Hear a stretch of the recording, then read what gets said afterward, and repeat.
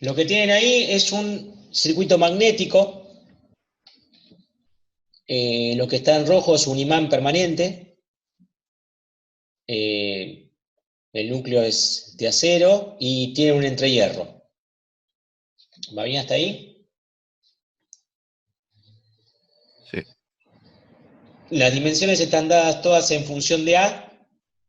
Después hay una tablita donde para cada grupo significa, se dice lo que es A. Se da el material del imán. Van a ser dos tipos de imanes. Disculpen, uno es neodimio 48 y otro de alnico 8. Son dos tipos de imanes diferentes. Y el material del núcleo. En este caso vamos a tratar todo como si fueran materiales lineales. Vamos a trabajar la parte lineal de las curvas, así que el material magnético del núcleo va a estar dada por su permeabilidad relativa, y cuando carguen el material magnético del imán, también lo van a considerar como lineal. No vamos a laburar con curvas de saturación. Y el entrehierro está chaflanada el espacio de tal manera que no es recto. Está hecho a propósito con una pendiente, que básicamente es una relación 3/5 con respecto al ancho. La sección del núcleo es cuadrada.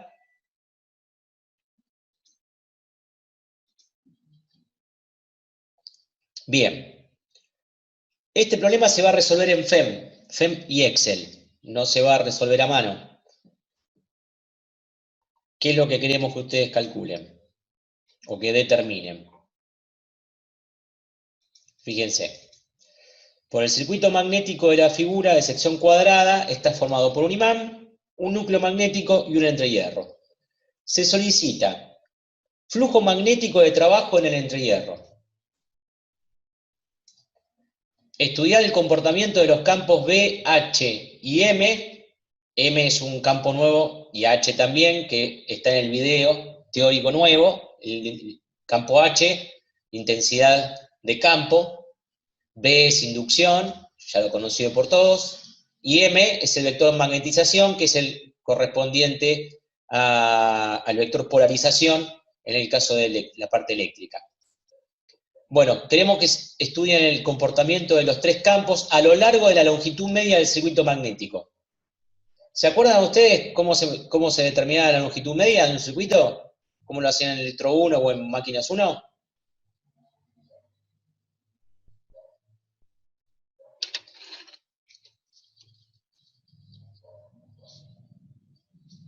De a uno, ¿eh?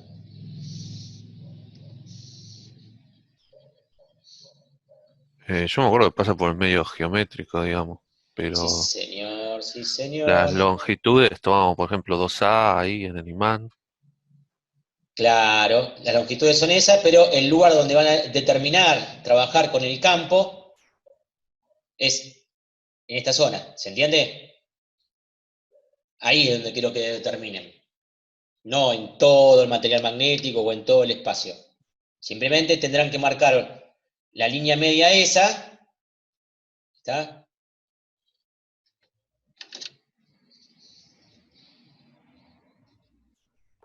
O sea, no hace falta calcularla, sino la marcamos con el programa. Eh, o sea, la calculan para en el programa marcarla, digamos. En el programa van a tener que tener de alguna manera una forma de marcarla, ¿se entiende? Eso se lo dejo a ustedes. A ojo. No, estamos estudiando ingeniería. Si no, no vamos a hacer una clase de impresionismo. No hace falta, se puede hacer tranquilamente en forma exacta. ¿Está claro? Queda un poco, simplemente que ustedes se den cuenta en el cómo hacerlo. Es un problema de geometría, digamos, no sé, de primaria, qué sé yo, no sé. ¿Está? Una vez que lo vayan trazando, se van a dar cuenta. Esto lo pueden trazar en AutoCAD o lo pueden trazar directamente en el FEM, como quieran ustedes.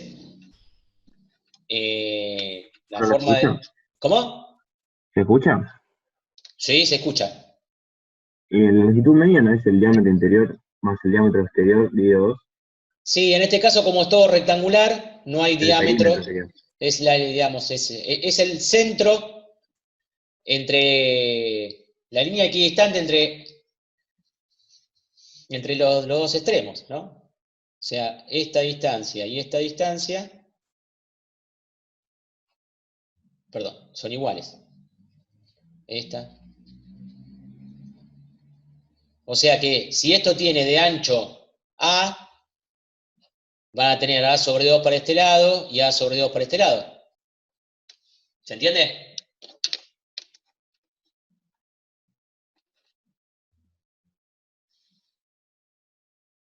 Hola. Sí, Claro, y las esquinas sería con los diámetros, los semicírculos. Claro. Ustedes, fíjense que las distancias, fíjense una cosa, las distancias están todas acotadas menos los círculos. Fíjense que los círculos no están acotados, las esquinas. ¿Está? Pero este cuarto de círculo va a tener que tener un tamaño, y como es 90 grados, para que la sección siga manteniéndose constante,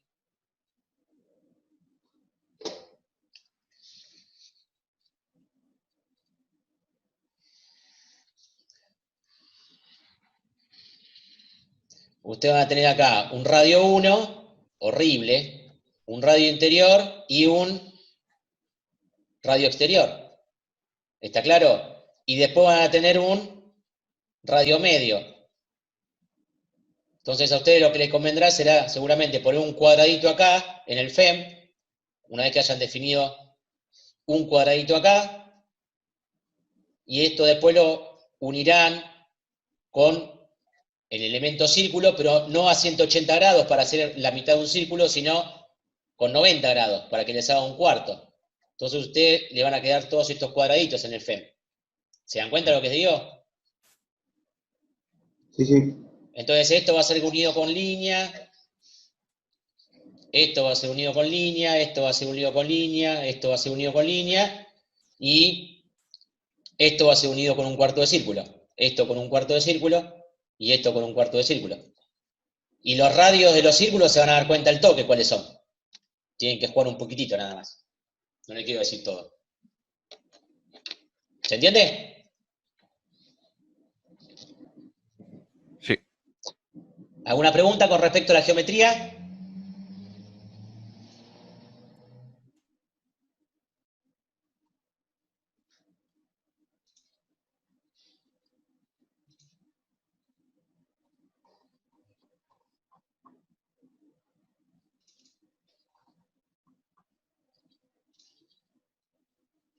Bien. ¿Cómo? Bueno, una vez que tengan esa longitud media, o sea, sobre esa línea, lo que queremos es que nos digan cuánto vale B, cuánto vale H y cuánto vale M. Obvio, pedimos vectores, o sea, dirección, sentido, módulo, todo lo que ustedes quieran determinar y cómo lo quieran hacer.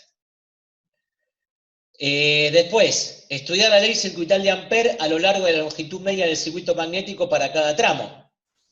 ¿Qué significa estudiar la ley de Ampère?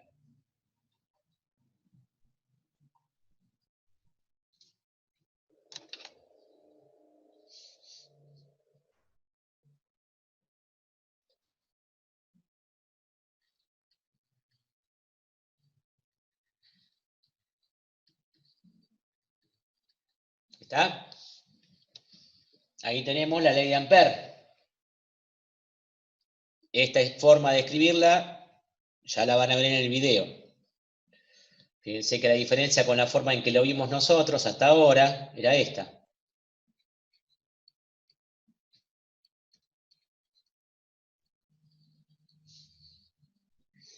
¿Ven la diferencia? Sí, profe. Bien. Entonces lo que tendrán que hacer es, sobre la línea esa que estoy hablando, ir calculando para cada uno de los tramos ¿cuánto vale el H por L?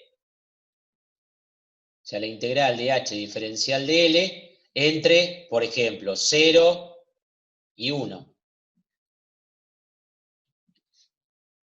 Después, para cada uno de los tramos. ¿Está claro? ¿Cuántos tramos usarían ustedes?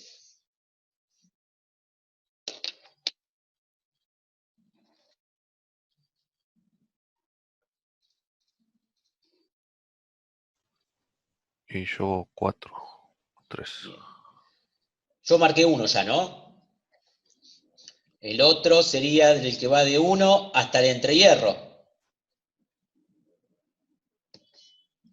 ¿No? Es de todo un mismo material, una misma sección. ¿Se acuerdan de máquinas 1, electro 1? El otro tramo sería el tramo del entrehierro, el 2-3. Y el último tramo, como habían dicho ustedes, 4 tramos, es este. 1, 2, 3, 4 tramos. ¿Va bien hasta ahí? Sí. Bien.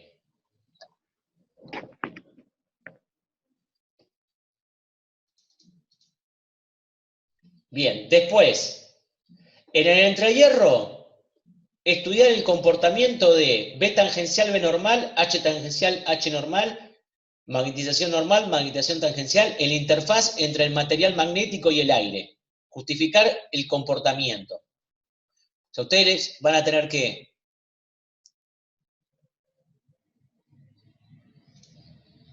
¿Se acuerdan cuando vimos campo eléctrico? Superficie de separación entre medios. ¿Qué pasaba con la componente normal y tangencial del vector de desplazamiento y el campo eléctrico? ¿Se acuerdan de eso? Condiciones de frontera. Sí. Bueno, en este caso, yo voy a tener, por ejemplo, esta va a ser mi componente tangencial y esta será mi componente normal entre el medio 1, que es acero, y el medio 2, que es aire. Y después, cuando vuelva a entrar al entrehierro, tendré mi componente tangencial y mi componente normal. Ahora voy a estar en el medio 1, que es aire, y el medio 2, que va a ser acero. ¿Se entiende? Sí, sí. Bueno, Por lo que eso no lo nosotros... hicieron horizontal. ¿Cómo? Por eso no lo hiciste horizontal el entrehierro. Sí, va a quedar grabado, pero de puro hijo de puta nada más. No, digamos, ¿por qué lo hice inclinado? No es por una complejidad matemática, sino porque ustedes saben que la línea de campo, normalmente, van a ver que el campo va a ser, digamos, paralelo a la longitud. Si yo hacía un entrehierro que fuera perpendicular, no tenía componentes tangenciales. ¿Se entiende? No se podía estudiar bien el efecto. Entonces acá, al campo atacar al entrehierro en forma diagonal, voy a poder hacer un buen análisis y se van a notar bien la descomposición del campo en tangencial y normal. ¿Se entiende lo que digo? Sí. Fue una necesidad teórica para que realmente le diera buen resultado, para que pudieran verificar bien la teoría. Si lo hacía perpendicular el entrehierro, no se iba a notar el efecto que yo les quería mostrar, que es que no tenga, digamos, no iba a tener componente tangencial, iba a tener solo componente normal. En su gran mayoría, digamos, ¿no? Más allá del error del programa. Y queda lindo, porque aparte el dibujo va a quedar lindo, cuando vean ustedes cómo va a ser el trazado de campo. Bien. ¿Me queda alguna pregunta más? Listo. Ahí terminaría lo que es el circuito S, el circuito magnético. Ahora, yo no quiero un imán permanente que genere el campo magnético. Yo lo quiero reemplazar por un electroimán, o sea, una bobina.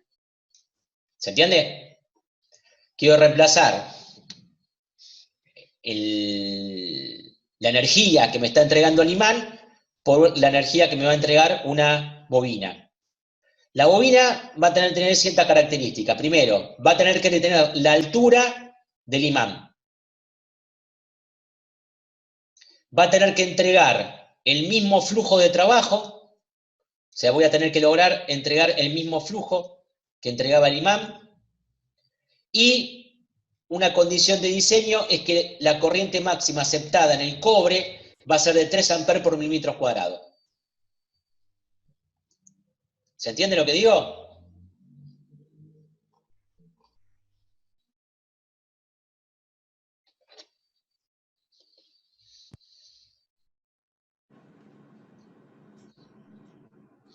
O sea, en lugar del imán, ¿qué voy a poner? La bobina.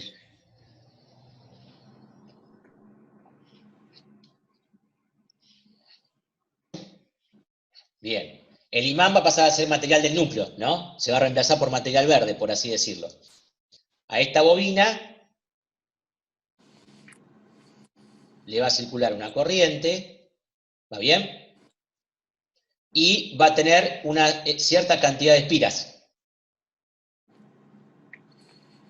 ¿Va bien hasta ahí? Y la altura va a tener que ser la altura que ocupaba el imán. La pregunta es, ¿cómo dibujo una bobina en el módulo magnético del FEM? ¿Se entiende lo que digo? Sí. Bien.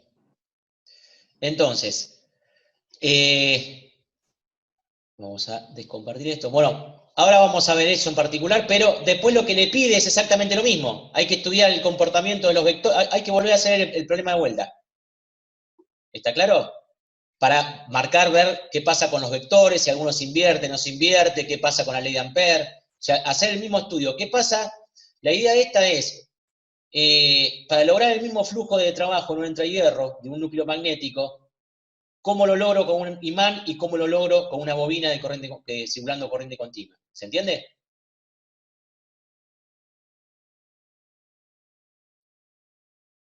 Sí. Los 3 amperes sobre milímetro cuadrado es la densidad de carga libre, el K sub L. J, J sub L. densidad volumétrica.